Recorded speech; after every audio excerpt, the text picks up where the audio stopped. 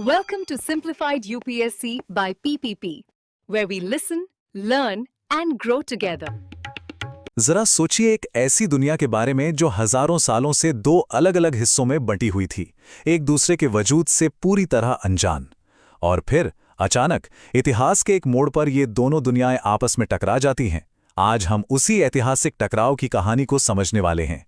ये कहानी है 1492 से 1800 के दौर की, जब एक नई, बहुत उलझी हुई और हमेशा के लिए बदली हुई दुनिया, अटलांटिक दुनिया का जन्म हुआ।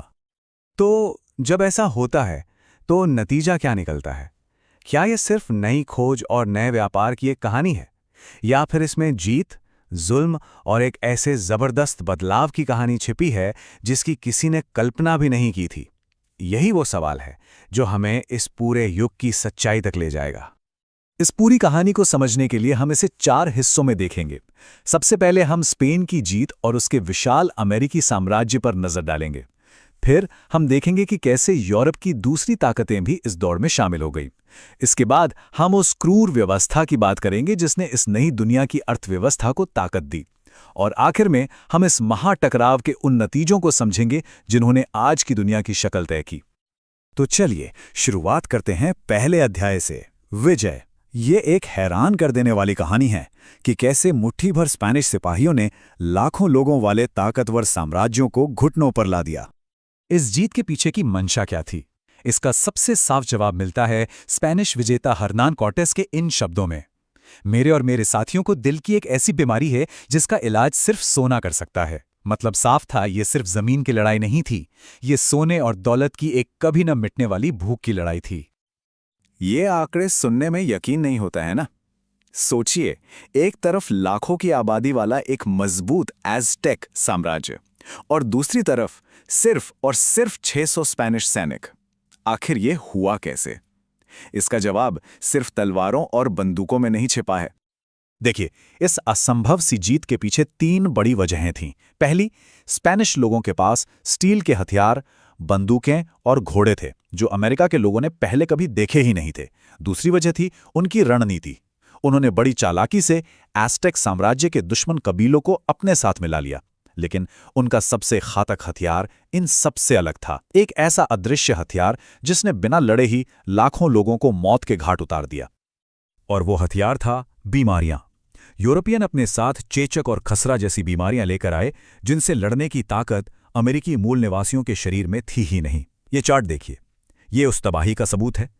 1519 में जहां मध्य मेक्सिको की आबादी करीब 2.5 करोड़ थी, वो 1605 तक आते आते सिर्फ 10 लाख रह गई। 90% से ज्यादा आबादी बस एक सदी के अंदर खत्म हो गई। ये इतिहास की सबसे बड़ी त्रासदियों में से एक थी। स्पेन की इस जबरदस्त कामयाबी और बेशुमार दौलत ने पूरे यूरोप में जैसे एक आग सी लगा दी।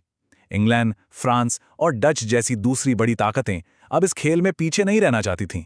अब मुकाबला सिर्फ सोने चांदी का नहीं था, बल्कि उत्तरी अमेरिका की विशाल जमीन पर अपना हक जमाने का था। एक नई दौड़ शुरू हो चुकी थी। लेकिन एक बात समझनी जरूरी है, इस दौड़ में शामिल हर देश का मकसद एक जैसा नहीं था।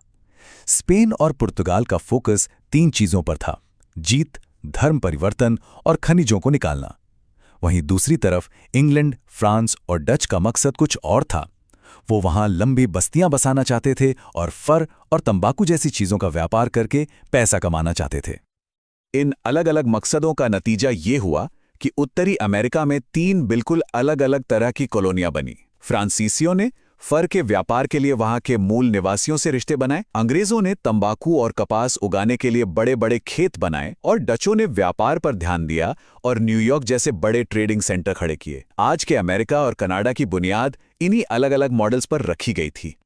लेकिन इन खेतों, बागानों और बस्तियों को चलाने के लिए एक चीज की जरूरत थी: मजदूर, बहुत सारे मजदूर। और जब बीमारियां स्थानीय आबादी को लगभग खत्म कर चुकी थीं, तो यूरोपियन ताकतों ने एक बहुत ही क्रूर रास्ता अपनाया। यहीं से शुरुआत हुई अटलांटिक दास व्यापार की, मानव इतिहास का वो काला अध्याय जिसमें लाखों लोगों को जबरदस्ती उनके घरों से दूर ले जाया गया। इस सिस्टम को कहते हैं ट्रायंगुलर ट्रेड, यानी त्रिकोणीय व्यापार। यह मुनाफे और जुल्म पर टिका एक ऐसा दुष्चक्र था जो 3 महाद्वीपों को जोड़ता था। यूरोप से बंदूकें और कपड़े जैसे बने बनाए सामान जहाज़ों में भरकर अफ्रीका ले जाए जाते। वहां इन चीज़ों के बदले इंसानों को खरीदा जाता, उन्हें जानवरों की तरह जहाज़ों में ठूंस कर अमेरिका लाया जाता और फिर अमेरिका में उनके खून पसीने से उगाई गई चीनी, कपास और तंबाकू को वापस यूरोप के बाजारों में बेच दिया जाता। ये चार्ट दिखाता है कि ये व्यापार कितनी तेजी से और कितना भयानक रूप ले चुका था। 18वीं शताब्दी में तो जैसे एक विस्फोट ही हो गया। क्यों? क्योंकि अमेरिका और कैरिबियन द्वीपों में चीनी और कपास के बागानों की भूख बेतहाशा बढ़ रही थी और इस भूख को इंसानी जिंदगी की कीमत पर बुझाया जा रहा था। इस व्यापार ने अफ्रीका पर जो असर डाला वो बहुत गहरा और तबाह करने वाला था। इसने सिर्फ लाखों जानें ही नहीं ली, इसने अफ्रीका के समाज का ताना बाना ही तोड़कर रख दिया। पीढ़ियों के सबसे सेहतमंद और काबिल लोगों को छीन लिया गया, परिवार के परिवार बिखर गए। यूरोपीय बंदूकों ने वहां के कबीलों के बीच की लड़ाइयों को और भी खूनी बना दिया, जिससे सदियों तक चलने वाली अस्थिरता पैदा हुई। तो इस पूरी कहानी का, इस जीत, इस मुकाबले और इस जबरदस्ती का आखिरी नतीजा क्या निकला? नतीजा ये था कि एक ऐसी दुनिया बनी जो पहले कभी थी ही नहीं। एक ऐसी दुनिया जो अब अटलांटिक महासागर के जरिए हमेशा के लिए एक दूसरे से जुड़ चुकी थी। इसी नए ग्लोबल कनेक्शन को इतिहास में कोलंबियन एक्सचेंज का नाम दिया गया है। ये सिर्फ सोने या इंसानों का लेन देन नहीं था, ये असल में पौधों, जानवरों, खाने पीने की चीज़ों, टेक्नोलॉजी, विचारों और हाँ, बीमारियों का भी एक महा आदान प्रदान था। और इसने दुनिया के हर कोने में जिंदगी को हमेशा हमेशा के लिए बदल कर रख दिया। यह एक्सचेंज दो तरफा था। एक तरफ अमेरिका से आलू, मक्का और टमाटर जैसी फसलें यूरोप, एशिया और अफ्रीका पहुंची, जिससे वहां की आबादी तेजी से बढ़ी। जरा सोचिए, बिना आलू और टमाटर के आज दुनिया का खाना कैसा होता।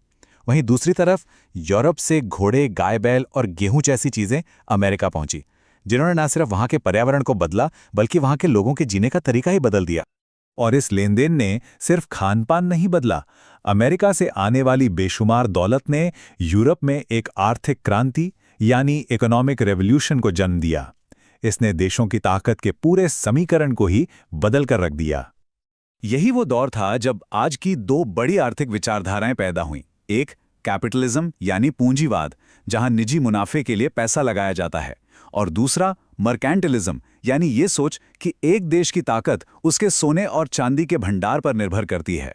अब देशों के बीच अमीर बनने की एक ग्लोबल होड़ शुरू हो गई, जिसमें कॉलोनियां कच्चे माल का जरिया और तैयार माल का बाजार बन गई। इसी सोच ने अगले 300 सालों के साम्राज्यवाद की नींव रखी।